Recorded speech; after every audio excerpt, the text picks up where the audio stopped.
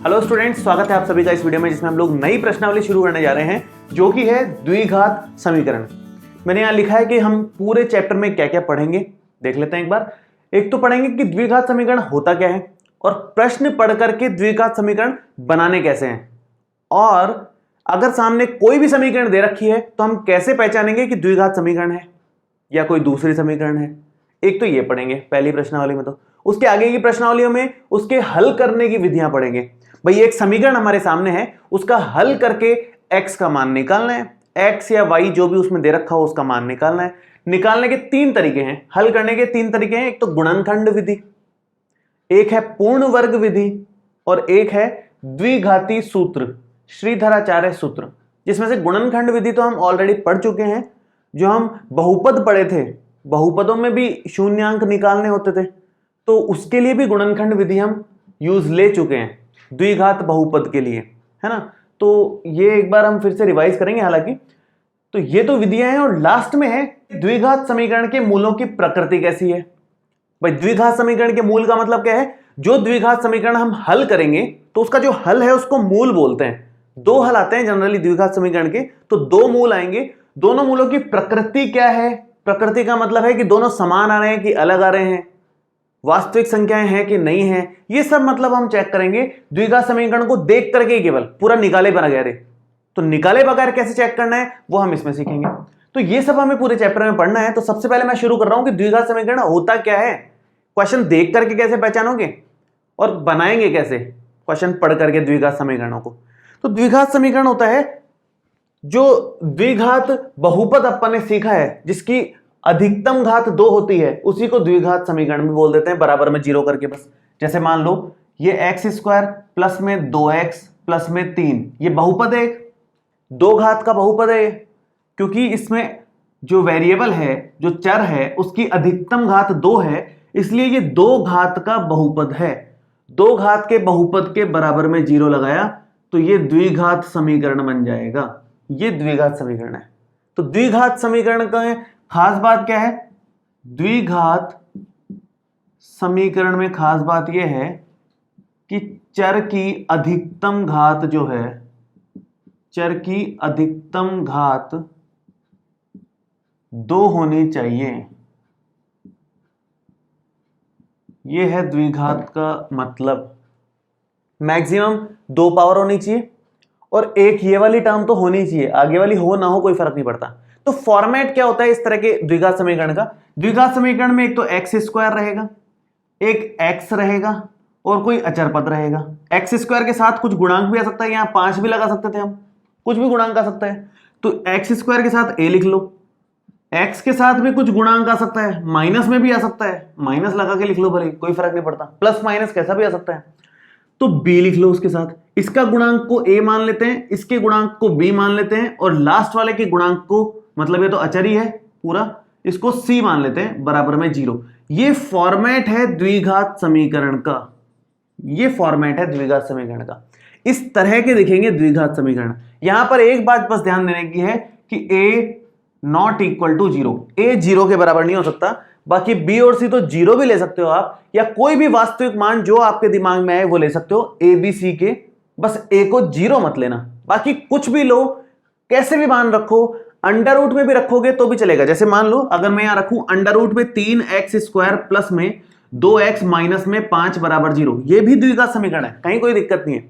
लेकिन अगर मैं यहां पर 0 ले लूं, यहां 0 लेने का मतलब है ये खत्म हो गया, तो ये केवल बचेगा जैसे 2x plus 3 is equal to 0। ये द्विघात समीकरण नहीं है, क्योंकि इसमें अधिकतम घात 2 नहीं आ रही, अधिकतम घात 2 चाहिए हमें, इसलिए बोला है कि a 0 नहीं होना चाहिए। बाकी ये 0 हो तो चलेगा। जैसे मान लो 3x² प्लस में 5 बराबर 0 हो, चलेगा, कोई दिक्कत नहीं है। अधिकतम घात 2 है, यहां पर a का मान 3 है, b का मान, यहां a का मान मैं लिख देता हूं 3 है, b का मान 0 है, क्योंकि x वाला पद है ही नहीं, x वाला पद नहीं है मतलब b 0 है, 0 है तभी तो इसने 0 बना दिया सारा का सारा, इसलिए वो नहीं है। और अचर पद c का मान 5 है, तो यहां c बराबर 5 लिखेंगे अपन। तो a 0 नहीं होना चाहिए, बाकी 0 हो चलेगा। अगर मान लो दोनों ही एक साथ 0 हो जाते, ये लिखा जाता x² बराबर 0, केवल इतना लिखा जाता, तो भी द्विघात समीकरण है, कहीं दिक्कत नहीं है, क्योंकि इसमें अधिकतम घात 2 है और इसमें a का मान 1 है, b और c दोनों के मान 0 हैं, क्योंकि ना ये टर्म है ना ये टर्म है इसके पास में, तो वो दोनों 0 हो गए। सिर्फ ये टर्म है और इसके साथ में गुणांक भी 1 दे रखा है, तो a का मान 1, b का मान 0, c का मान 0। a 0 नहीं होना चाहिए, बाकी कुछ भी ले लो मान किसी के भी, वो सभी द्विघात समीकरण आएंगे। ये कहानी है। अगर ऐसे होता 3x² प्लस में 5x बराबर 0, ये भी द्विघात समीकरण है, इसमें c 0 है, यहां पर a का मान 3 है, b का मान 5 है और c का मान 0 है। ये कहानी है। a 0 नहीं होना चाहिए, बाकी a का भी कोई भी मान ले लो, कोई चलेगा, b और c के तो कुछ भी मान ले लो, 0 भी ले लोगे तो भी चलेगा, तो उसको द्विघात समीकरण बोलते हैं। तो मेन बात यह है कि ये है पैटर्न द्विघात समीकरण का, ये हमें याद रखना है। ax² plus bx plus c बराबर 0, जिसमें a नॉट इक्वल टू 0, ये साथ में याद रखना है अपने को कॉमा लगा करके, a नॉट इक्वल टू 0, ये द्विघात समीकरण है, ऐसे पहचानेंगे। बस ये देखना है कि समीकरण में अधिकतम घात कितनी है, 2 है, तो इसका मतलब वो द्विघात समीकरण है। बस इतनी सी बात, आगे कुछ भी दे रखो कोई फर्क नहीं पड़ता, ठीक है। तो ये तो हुआ द्विघात समीकरण को पहचानना। अब द्विघात समीकरण बनाना कैसे है प्रश्न पढ़ करके, तो हमारे उदाहरण नंबर 1 में 2 पार्ट दे रखे हैं, उसमें प्रश्न पढ़ करके द्विघात समीकरण बनाने का तरीका बता रखा है, तो वो हम सीखेंगे। और उदाहरण नंबर 2 में हमारे को कुछ इस तरह के एग्जाम्पल्स दे देगा, ये तो बहुत आसान से हैं, थोड़े से कॉम्प्लिकेटेड एग्जाम्पल्स आएंगे, जिसमें हमें देख करके बताना है कि ये द्विघात समीकरण है कि नहीं है। तो इस तरह के 2 तरह के क्वेश्चंस हैं पहली प्रश्नावली में 4.1 में, तो हम शुरू करने जा रहे हैं। देखिए, तो सबसे पहले तो मैं उदाहरण नंबर 2 ले लेता हूं, क्योंकि वो थोड़ा सा आसान है, समझने में ठीक रहेगा, फिर उसके बाद 1 नंबर उदाहरण लेंगे। उदाहरण है, जांच कीजिए कि निम्न द्विघात समीकरण है या नहीं। हमें बस ये चेक करना है इन चारों में कि इनमें से कौन से द्विघात समीकरण है, कौन से नहीं है। चेक करने के लिए इस फॉर्मेट में लेके आना पड़ेगा, मतलब x² के गुणांक इकट्ठा दिखे अपने को, x दिखे और अचर पद दिखे, इस तरह के फॉर्मेट में लेके आना पड़ेगा, जो हमने सीखा था ना, ax² plus bx plus c बराबर 0, उस तरह लेके आना है। तो लेके आने के लिए इसको थोड़ा सा हल करना पड़ेगा। मैं करता हूं, एक बार शुरू करता हूं। देखें आप, हल करने के लिए इसमें होल स्क्वायर का सूत्र लगाना पड़ेगा। a माइनस बी का होल स्क्वायर क्या होता है, a² plus b² minus 2ab और प्लस में 1 और बराबर में 2x माइनस 3। ये a माइनस बी का होल स्क्वायर का सूत्र लगाया मैंने, जो आपने 9th क्लास में सीखा हुआ है। ये बनेगा x² प्लस 2 की घात 2 4 हो जाएगा, 2 गुणा 2 4x आएगा, प्लस में 1 बराबर में 2x माइनस 3। एक काम कर सकते हैं, इस 2x माइनस 3 को इस तरफ ले लो आप, तो ये बन जाएगा x², 4 और 1 तो 5 हो जाएगा, यहाँ पर माइनस का 4x है, इधर का तो हो गया निपटारा, इसको इधर ले आओ दोनों को, तो माइनस का 2x और प्लस का हो जाएगा 3 बराबर में 0, इधर आके ये माइनस का और ये प्लस का हो गया। तो फाइनल आंसर क्या बनेगा, x², इन दोनों को कंबाइंड लिखें, माइनस का 4x और माइनस का 2x मिलकर के माइनस का 6x बन जाएगा, और 5 और 3 मिलकर के 8 हो जाएगा बराबर में 0। ये हमारे पास समीकरण आया। आप ध्यान से देख सकते हैं कि इसमें अधिकतम घात 2 है, जिसका गुणांक 0 नहीं दिख रहा, 1 है गुणांक आराम से, तो इसका मतलब ये हो गया कि ये द्विघात समीकरण है, द्विघात समीकरण है, सिंपल सी बात है। आगे देखें, ऐसे ही सेकंड पार्ट इसका जो है, आसान आसान से प्रश्न है, आराम से हल हो जाएंगे। x को पहले इससे गुणा कर लेते हैं, ये x की घात 2 और x गुणा 1 x हो गया, प्लस में 8 है, बराबर में x को पहले इन दोनों से गुणा करो, तो x गुणा x x², x गुणा 2 2x, 2 गुणा x 2x और 2 गुणा 2 4। ये हो गया। क्या कट रहा है क्या बच रहा है वो देख लो, ये तो कट रहा है। इस -4 को आप इस तरफ ही ले लो, इस तरफ लोगे तो ये बनेगा x² plus x plus 8 minus x²। आप ये भी कर सकते हो, यहां से ही काट सकते थे इस x² को भी, इधर से और इधर से कट रहा है, चलो इधर काट लेंगे कोई बात नहीं, प्लस का 4 बराबर 0। इस x² को भी इधर ले लिया अपन ने, इसको भी इधर ले लिया था, ठीक है।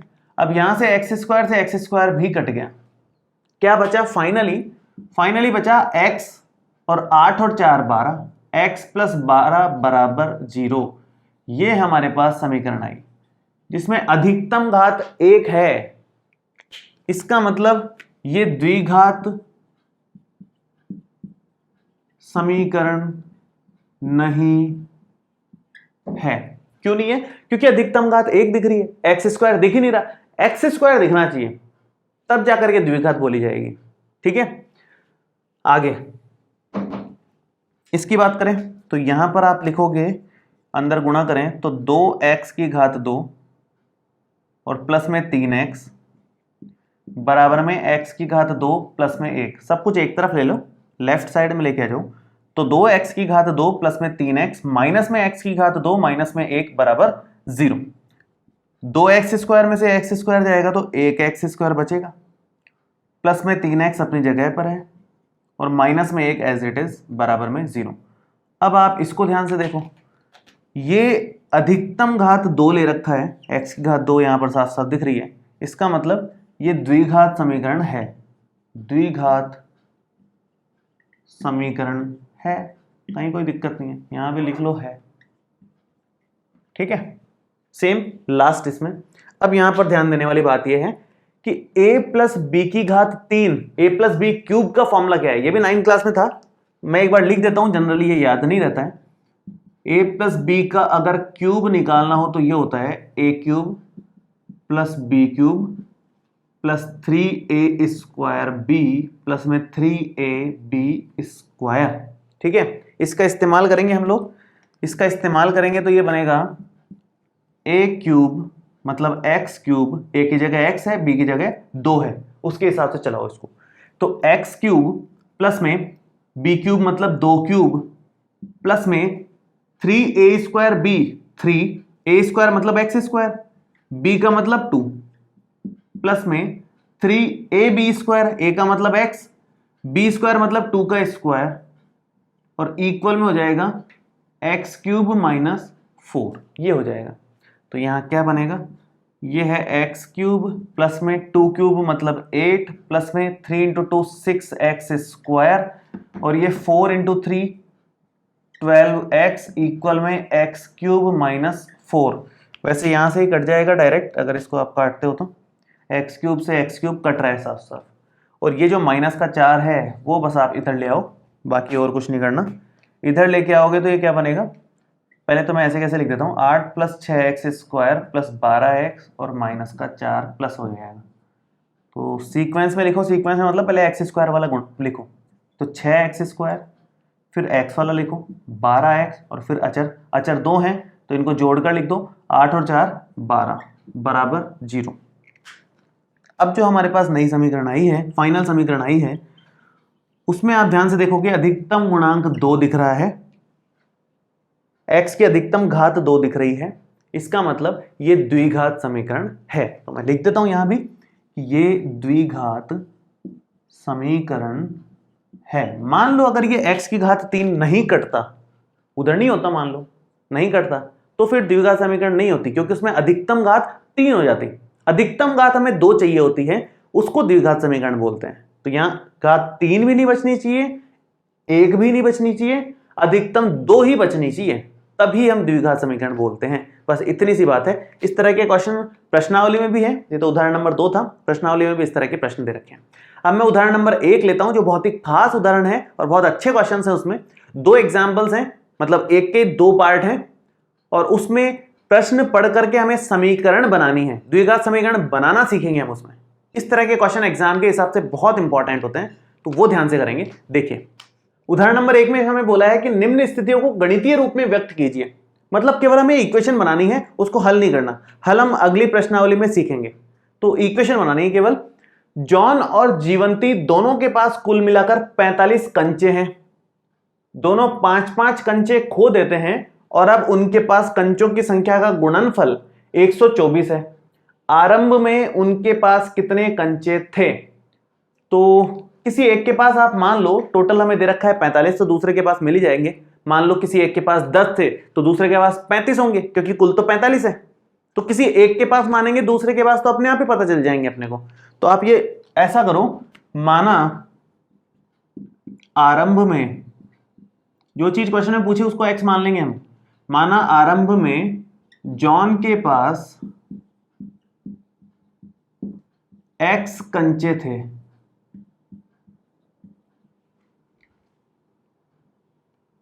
तो जीवंती और जॉन के पास मिल करके कितने कंचे थे? 45। अतः जीवंती के पास कितने कंचे होंगे? 45 माइनस x कंचे थे, या यहां तथा लगा लो, तथा जीवंती के पास 45 माइनस x कंचे थे। क्यों? क्योंकि अगर इसके पास x थे, मान लो इसके पास 10 कंचे होते तो उसके पास कितने होते? 45 माइनस 10 मतलब 35 कंचे होते। मान लो इसके पास 15 कंचे होते तो 45 में से 15 हटा लो, बाकी के किसके पास होते? जीवंती के पास में। तो जितने भी कंचे इसके पास हैं 45 में से उनको हटा लो, बचे हुए किसके पास जाएंगे? जीवंती के पास में। तो x कंचे तो होंगे जॉन के पास और 45 माइनस x कंचे होंगे जीवंती के पास में। ठीक है, अब आगे कहानी क्या है? दोनों 5-5 कंचे खो देते हैं। दोनों अगर 5-5 कंचे खोएं तो यहां पर लिखोगे आप 5 कंचे खोने के बाद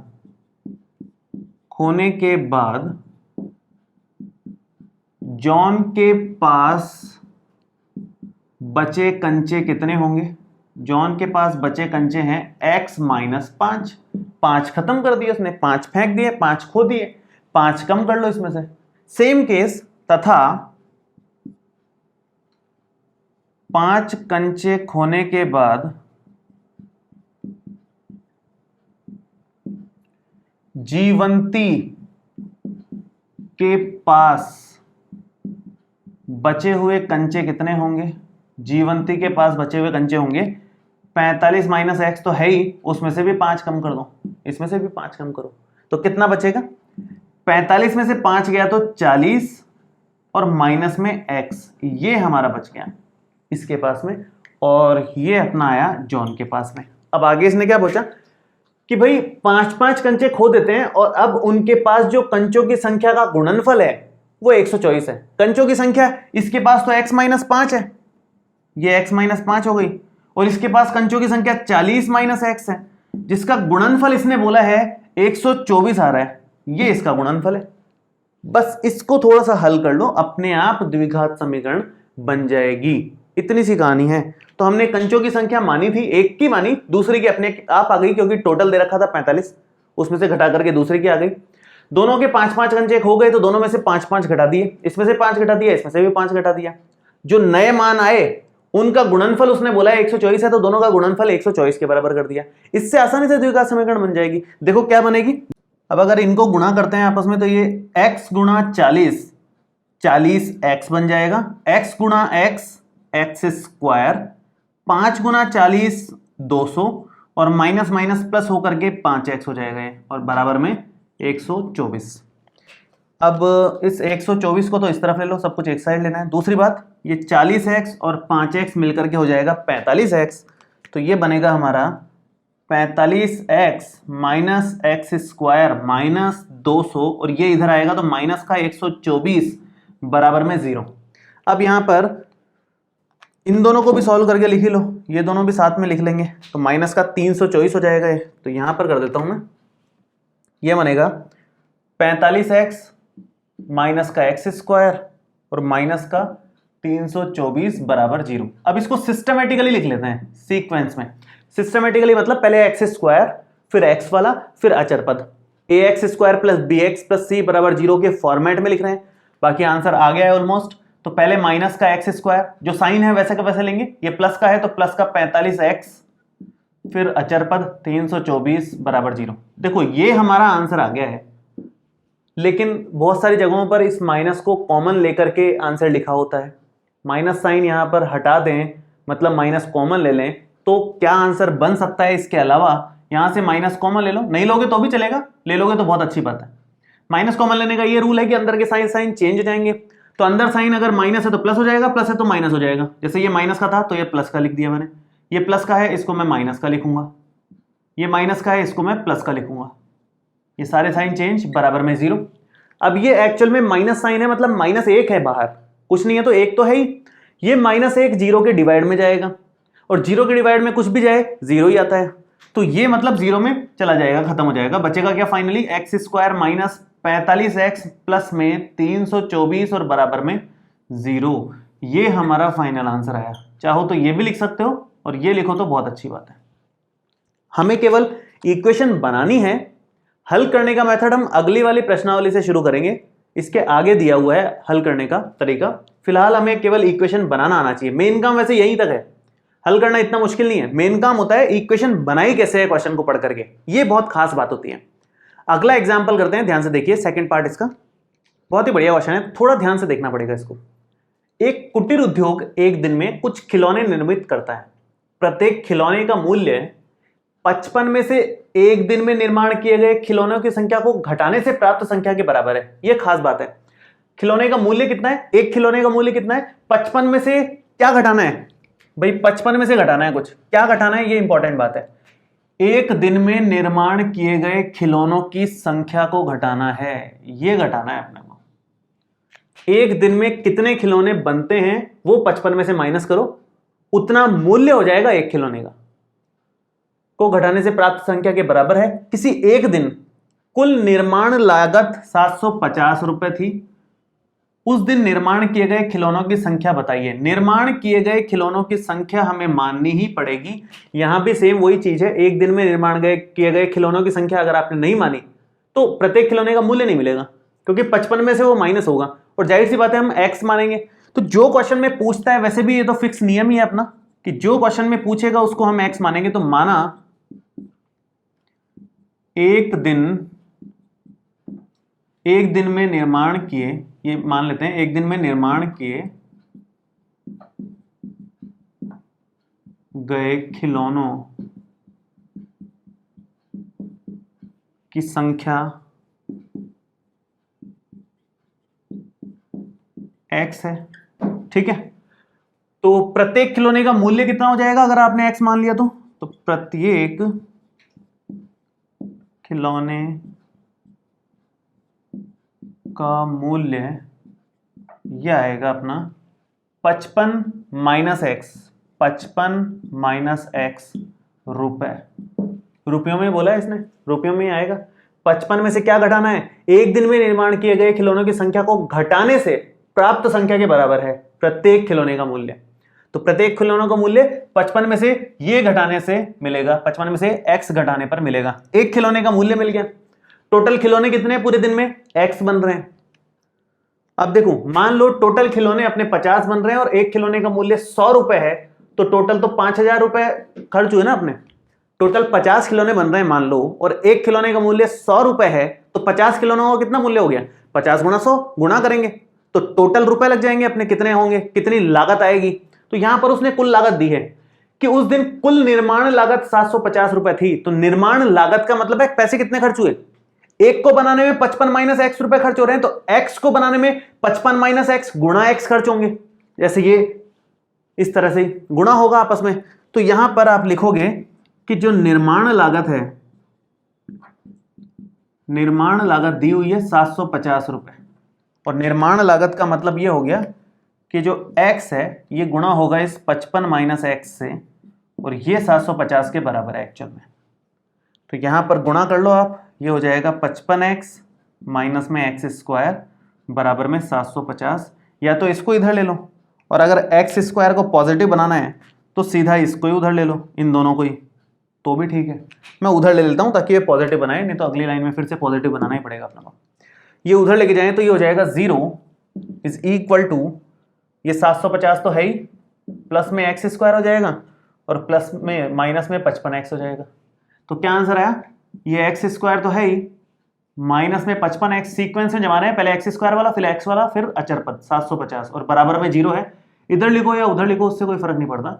ये हमारा फाइनल इक्वेशन आया, जिसको हल करके हम x का मान निकाल सकते हैं। मतलब एक दिन में कितने खिलौने बन रहे हैं वो निकाल सकते हैं। हल करना हम आगे सीखेंगे, लेकिन मेन मुद्दा था कि ये समीकरण कैसे बनाएं, ये ज्यादा इंपॉर्टेंट इशू है। आगे सेम क्वेश्चन आएगा हल करने के लिए, तो ये हमें थोड़ा ध्यान रखना है कि कैसे करना है। दूसरी बात, बहुत सारे स्टूडेंट्स के दिमाग में ये क्वेश्चन आ सकता है कि यहाँ पर माइनस में नहीं रख सकते क्या, इसको उधर लेकर के। तो माइनस में रख सकते हो, वो द्विघात समीकरण है, लेकिन आप हल करने लगोगे तो हल करेंगे, वो तब हल करेंगे जब यहां प्लस में आएगा। प्लस में आएगा तो हल करना कंपैरेटिवली आसान पड़ता है हमारे को, इसलिए हम इसको आदत में ही ऐसे रखते हैं कि एक्स स्क्वायर का गुणांक प्लस ही बना लें। इस तरफ ले मतलब एक्स स्क्वायर को, जिससे उसका गुणांक प्लस बनाए। इससे फर्स्ट पार्ट में भी हमने ये किया था, माइनस कॉमन ले लिया था, उसको इधर नहीं लिया था, उस केस में माइनस कॉमन ले लिया था। एक ही बात है, या तो माइनस कॉमन लेकर के बना लो या उधर ले जाओ उसको, एक ही बात है वो तो प्लस बनाना बेटर रहता है सॉल्व करने के लिए। बाकी द्विघात समीकरण तो इसको भी माना जाएगा, इसको भी माना जाएगा, ये सब द्विघात समीकरण। ठीक है, तो ये सभी उदाहरण अपन ने कर लिए हैं। अगले वाले वीडियो में हम लोग 4.1 प्रश्नावली कंप्लीट कर लेंगे। इस वीडियो में आपको कोई भी डाउट हो तो आप नीचे कमेंट बॉक्स में लिख सकते हैं, और ये वीडियो कैसा लगा ये भी कमेंट करके जरूर बताएं। आपके कमेंट से बहुत सारा मोटिवेशन मिलता है और नए नए वीडियोस को बनाने का। मिलते हैं आपसे अगले वीडियो में। Thank you so much.